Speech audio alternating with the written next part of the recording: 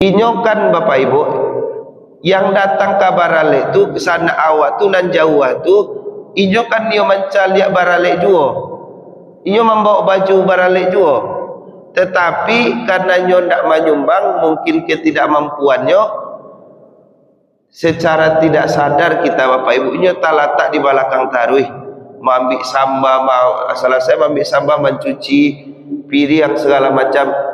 Itu adalah sikap yang tidak adil.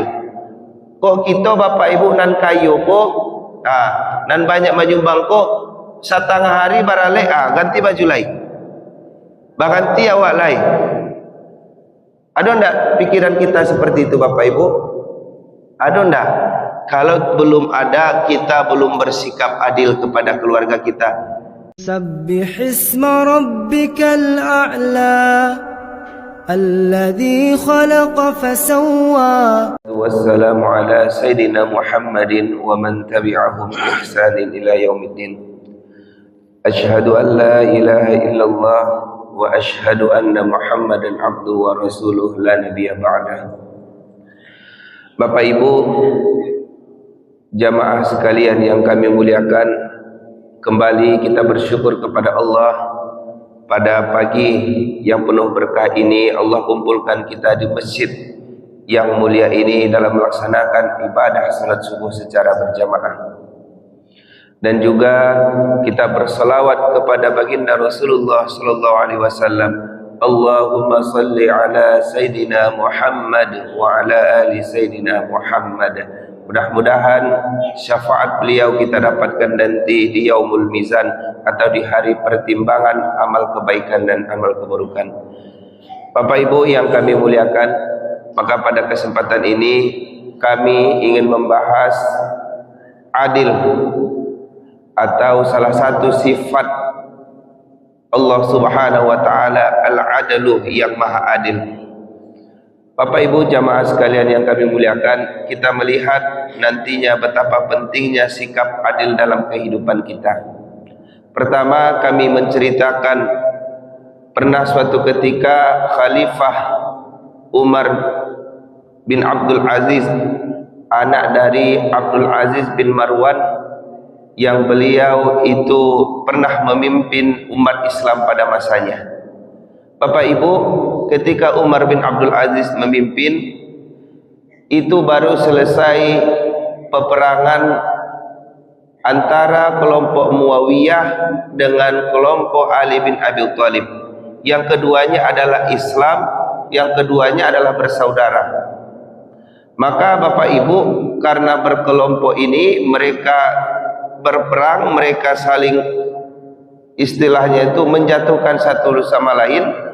Maka ada beberapa kelompok Muawiyah yang ketika berkhutbah, ketika menaiki mimbar, mereka memulai khutbahnya dengan mencela dan mencaci Ali bin Abi Thalib. Maka itu berlangsung Bapak Ibu, setiap khatib naik mimbar maka ada celaan terus, harus mencela dulu Ali bin Abi Thalib. Padahal kita ketahui bahwa Ali bin Abi Thalib adalah sepupu dari Rasulullah sallallahu alaihi wasallam dan beliau adalah khalifah yang keempat. Artinya mereka mencela Ali bin Abi Thalib karena mereka tidak setuju beliau menjadi pemimpin pada saat itu. Maka Bapak Ibu yang kami muliakan, melihat hal seperti itu, Umar bin Abdul Aziz sebagai pemimpin yang adil, diketahui pada saat itu seluruh rakyatnya, masyarakatnya itu tidak ada yang dikategorikan berhak menerima zakat karena saking makmurnya kepemimpinan beliau. Maka pada saat itu Bapak Ibu, ketika terjadi pencelaan terus kepada Ali bin Abi Thalib, beliau mengirimkan surat kepada seluruh gubernur pada masa itu dan khatib-khatib pada saat itu untuk mengganti celaan kepada surah An-Nahl ayat 90. Maka ini Bapak Ibu sering kita dengar, apalagi kaum bapak yang sering mendengarkan khatib, ini pasti sering disampaikan oleh khatib. Jadi ini adalah suruhan atau anjuran dari Umar bin Abdul Aziz yang sudah turun-temurun sampai sekarang dibacakan oleh khatib. Apa itu Bapak Ibu? A'udzubillahi minasyaitonirrajim. Bismillahirrahmanirrahim. Innallaha ya'muru bil 'adli wal ihsan wa ita'i dzil qurba wa yanha 'anil fahsya'i wal munkari wal baghi ya'idzukum la'allakum tadhakkarun. Shadaqallahul 'adzim. Sering kita dengar Bapak Ibu, termasuk kaum bapak ketika ada khatib ini sering dibacakan innallaha ya'muru bil 'adli wal ihsan. Apa artinya? Sesungguhnya Allah memerintahkan untuk bersikap adil dan ihsan. Kalau kita melihat konteks pada saat itu Bapak Ibu, kita lihat konteks pada saat itu bahwa mereka itu banyak yang tidak adil. Karena peperangan sudah selesai, sudah disampaikan ke perdamaian, tetapi masih ada juga yang mencela-mencela, masih ada juga yang menghina kelompok-kelompok lain. Karena perdebatan sudah selesai Bapak Ibu. Jadi kita lihat ada pelajaran yang akan kita ambil dari sini. Kalau kita ada konflik dengan orang lain Bapak Ibu, kalau sudah selesai, sudah dimusyawarahkan, tutup lagi masalah itu. Tidak ada lagi mencela-mencela, tidak ada lagi menghina-menghina, tidak ada lagi mengungkit-mengungkit, karena sudah selesai. Maka Bapak Ibu, kita disuruh untuk bersikap adil. Termasuk adil itu adalah menempatkan sesuatu pada tempatnya dan memberikan sesuatu kepada hak yang berhak, memberikan haknya kepada orang yang berhak. Nah Bapak Ibu, dalam konteks ini, ketika sudah selesai permasalahan itu, Umar bin Abdul Aziz menginginkan tidak ada lagi api-api perdebatan, api-api pertikaian yang dihidupkan di situ, apalagi memakai mimbar atau khutbah untuk mencela. Maka itu sesuatu yang tidak baik. Maka di sini Bapak Ibu Allah sampaikan innallaha ya'muru bil 'adli wal ihsan wa ita'i dzil qurba. Allah memerintahkan kepada ini, masuk kepada kita Bapak Ibu, masuk kepada kita untuk bersikap adil, menempatkan sesuatu pada tempatnya dan bersikap ihsan, berbuat baik, memberikan kebaikan, memberikan hal terbaik kepada siapa Bapak Ibu? Wa ita'idil qurba, yaitu pihak pertama adalah yang paling terdekat kepada kita. Maka yang paling berhak mendapatkan keadilan dan juga sikap baik kita adalah yang paling dekat dengan kita. Karena hari ini Bapak Ibu banyak permasalahan. Banyak permasalahan. Apa masalahnya? Salah satunya Bapak Ibu, ada orang yang baik di luar, tetapi di keluarganya, di dalam rumahnya dia begitu zalim. Bapak Ibu yang kami muliakan, maka yang berhak mendapatkan kebaikan adalah orang yang terdekat kepada kita, termasuk istri kita, anak-anak kita, dan juga kaum kerabat kita. Maka Rasulullah SAW menyampaikan, sebaik-baik kalian adalah yang paling baik kepada istrinya, sebaik-baik kalian adalah yang paling baik kepada keluarganya. Bapak Ibu jamaah yang kami muliakan, dengan kita bersikap baik kepada keluarga kita, maka kita sudah menerapkan nilai-nilai adil dalam kehidupan kita. Maka jangan bicara yang lain-lain dulu Bapak Ibu. Oh ini tidak adil, ini tidak. Mulailah dari rumah kita bersikap adil. Bapak Ibu, kalau kita melihat berita hari ini, ada sesuatu yang miris Bapak Ibu. Apa itu? Ada kejadian, kalau Bapak Ibu melihat di sosial media, ada 4 anak yang meninggal terpanggang di rumahnya karena ibunya pergi dengan pacarnya. Na'udzubillah summa na'udzubillah. Apa yang kita lihat Bapak Ibu? Ada 4 anak yang masih balita, ada umur 1 tahun, 3 tahun, 4 tahun, dan 5 tahun atau 6 tahun. Itu dia kunci di rumah, lalu dia pergi dengan pacarnya dengan alasan mencari makan. Itu dari jam 11 sampai jam 3, artinya ada 4 jam ditinggalkan, dan rumahnya terbakar. Na'udzubillah summa na'udzubillah. Artinya dia tidak adil kepada anak-anaknya, tidak memberikan hak yang betul kepada anaknya. Jadi pertanyaan Bapak Ibu, siapa yang paling perlu? Anak ini atau pacar ini? Tentu anak ini Bapak Ibu. anak ini adalah amanah yang Allah berikan kepada kita. Ibu-ibu tarasun tak Bapak Ibu? Dan ibu-ibu lah, anak 2 tahun saya ditinggal saja, apa pikiran tuh? Cameh nak main Bapak Ibu. Kalau dititipkan ke neneknya tak masalah. Tapi ditinggal di rumah umur 2 tahun, 1 tahun, 3 tahun, iko ampe Bapak Ibu. Artinya ada hak yang tidak diberikan kepada anaknya adalah hak kasih sayang ibunya. Maka Allah perintahkan, innallaha ya'muru bil adl wal ihsan wa ita'idzil qurba. Berbuat baiklah kepada keluargamu, adillah kepada keluargamu. Ada Bapak Ibu yang kami muliakan, yang dia sangat baik kepada orang lain.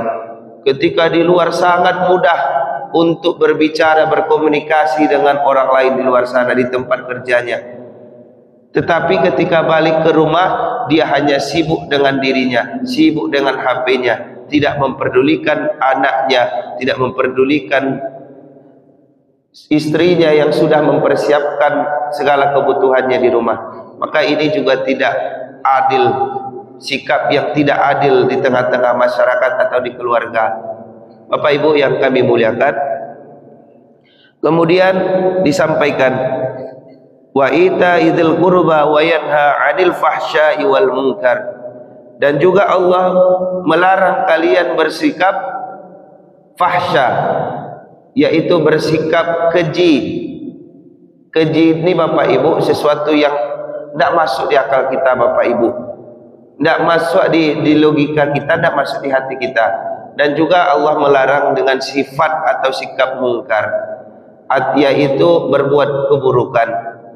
Bapak Ibu jamaah yang kami muliakan, konteks ayat ini juga masih berbicara tentang keadilan. Ketika kita menegakkan keadilan Bapak Ibu, maka juga kita tidak boleh bersikap fahsya, tidak boleh bersikap yang keji ataupun mungkar. Apa permisalan dari ayat ini Bapak Ibu? Ketika kita misalnya ingin menegakkan kebenaran, ingin menunjukkan kebenaran, tetapi tidak dengan cara yang salah Bapak Ibu.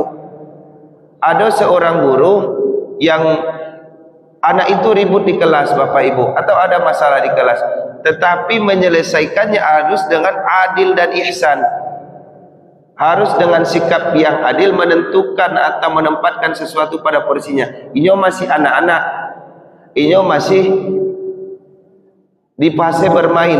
Berarti kita harus guru memahami, memberikan pemahaman kepada anak yang tepat. Nah, ini kalian memang betul fase bermain. Maka pakailah waktu bermainnya ketika istirahat nanti. Ini sering kami temukan Bapak Ibu permasalahan ini. Tetapi dengan menegakkan keadilan itu tidak harus dengan sikap fahsya dan mungkar. Karena ada beberapa guru yang bermasalah jadinya karena mereka menegakkan keadilan, kebenaran itu dengan fahsya. Ditampar anaknya, ditendang anak tersebut, dicewer segala macam sampai berbekas. Itu bukanlah ajaran Islam. Karena disuruh kita untuk fahsya dan mungkar. Dan hari ini Bapak Ibu, karena alhamdulillah kami juga update lah dengan informasi, karena mungkin kebutuhan sekolah atau segala macam, ada beberapa yang masuk istilahnya Bapak Ibu. Hari ini kita melihat, kalau kita melihat berita hari ini Bapak Ibu, ada seorang ibu yang diduga, ini diduga masih, diduga mencuri bawang, ibu-ibu tua, nenek-nenek. Kalau kami lihat usianya itu di kisaran 70 sampai 80 tahun Bapak Ibu. Itu diduga mencuri bawang, dihajar oleh 4 pemuda. Kalau ibu-ibu melihat videonya tidak tega ibu-ibu, apa-apa tidak tega, bercucuran darah. Artinya kita ingin menegakkan keadilan, tetapi jangan sampai dengan sikap atau sifat fahsya dan mungkar. Itu Bapak Ibu, karena itu sudah bukan lagi pertunjuk dari Allah, tetapi dari bisikan syaitan. Kalau memang salah, silakan dudukkan, silakan selesaikan dengan seadil-adilnya. Fokuslah terhadap masalahnya. Terkadang kan tidak Bapak Ibu, masalahnya beda, penyelesaiannya beda. Harusnya apa? Kalau memangnya mencuri atau mencilok, dudukan Jonan pemilik apa nyo Bapak Ibu, pemilik yang dicuri itu dudukan apa solusinya? Kok nyo mendenda, kok diimbau polisi, selesaikan. Tetapi nan memukul tadi, nan sampai orang tadi itu tidak ada sangkut pautnya Bapak Ibu, hanya pemuda yang ada di sekitar tersebut. Artinya tidak ada sikap adil di situ Bapak Ibu, tidak ada ihsan di situ. Hendaknya sadari bahwa inyo dicaliak di Allah, inyo dipantau di Allah, dipantau di malaikat. Bapak Ibu yang kami muliakan, maka perlu kita bersikap adil, tempatkan sesuatu itu pada tempatnya. Karena Allah sampaikan wa yanha 'anil fahsya'i wal munkar wal bagh. Maka Allah juga melarang kita untuk melakukan perbuatan keji dan mungkar dan kedurhakaan atau permusuhan. Maka ini kalau kita lihat tadi awal penyampaian kami, ini ada bagh. Al-baghyu, permusuhan. Maka Allah tidak suka dengan permusuhan. Allah tidak menyenangi orang-orang yang saling memusuhi satu sama lain, apalagi sesama muslim. Bapak Ibu yang kami muliakan, ada juga yang ingin kami sampaikan. Di sini disampaikan kita bersikap adil kepada keluarga kita. Ada fenomena yang hari ini mungkin sadar tidak sadar kita, tapi terjadi di tengah-tengah masyarakat kita. Apa itu Bapak Ibu? Katiko barale, pekerjaan itu ditentukan oleh status sosial. Iko wanti-wanti untuk kita Bapak Ibu, pekerjaan itu ditentukan oleh status sosial. Kalau nyo ndak menyumbang, nyo di belakang, mencuci piring, membiak gulai, dan menyumbang atau dan agak banyak sumbangannya nyo pakai baju rancak tarui sepanjang hari. Dan itu sesuatu yang sangat miris kita lihat Bapak Ibu. Inyo kan Bapak Ibu, yang datang ke barale tu kesana awak tu nan jauh tu, inyo kan nyo mencaliak barale juo, inyo membawa baju barale juo.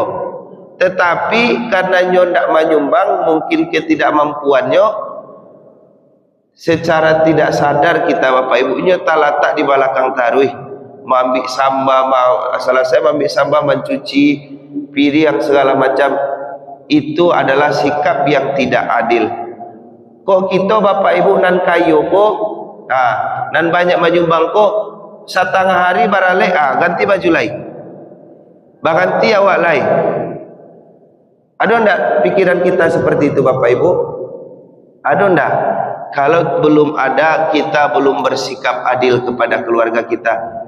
Baraleknya di Padang Pariaman, iyo tiba dari Medan, ongkos ko bautang Bapak Ibu, dek sanang anak kakakku baralek tiba dari Medan bautang, tiba kasihko, besok lah kok pulang buat acara membayarnya, tiba kasihko Bapak Ibu disuruh mencuci piring, disuruh untuk mabiak-biak samba, sampai selesai tidak tak pakai baju baralek kok. Nah itu adalah sesuatu yang indah elok, indah adil Bapak Ibu. Kalau kita adil, jangan cari status sosialnya Bapak Ibu. Apa kecek Rasulullah? Kalau seandainya yang mencuri adalah Fatimah binti Rasulullah, maka saya sendiri akan memotong tangannya. Artinya tidak ada melihat status sosialnya, tidak melihat status keturunannya. Ini anak Rasulullah, ini tidak ada seperti itu. Ini orang kaya, ini orang miskin, tidak. Karena disitulah Islam itu sempurna Bapak itu. Disitulah keistimewaan Islam. Tidak ada membedakan yang si kaya dengan si miskin. Maka inilah gunanya kita mengaji Bapak Ibu. Kalau hari ini kita sudah menyadari ada kesalahan yang kita lakukan dalam sistem baralek kita, maka kita ubah. Sadari sendiri Bapak Ibu. Ada kesenjangan sosial yang kita nampakkan di baralek itu. Bapak Ibu yang kami muliakan, di akhir ayat ini Allah sampaikan, ya'idzukum la'allakum tazakkarun. Dan begitulah Allah mengajarkan, semoga kalian mendapat pengajaran atau mendapatkan mengerti apa yang Allah sampaikan ini. Bapak Ibu yang kami muliakan, Allah menyuruh kita untuk bersikap adil dan ihsan.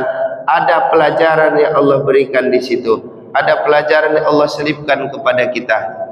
Maka Bapak Ibu, mudah-mudahan kita secara pelan-pelan kita masuk ke dalam tahap adil itu, menempatkan sesuatu kepada tempatnya, bersikap ihsan itu. Dan mudah-mudahan dengan ayat ini kita mampu untuk menegakkan keadilan dengan setegak-tegaknya.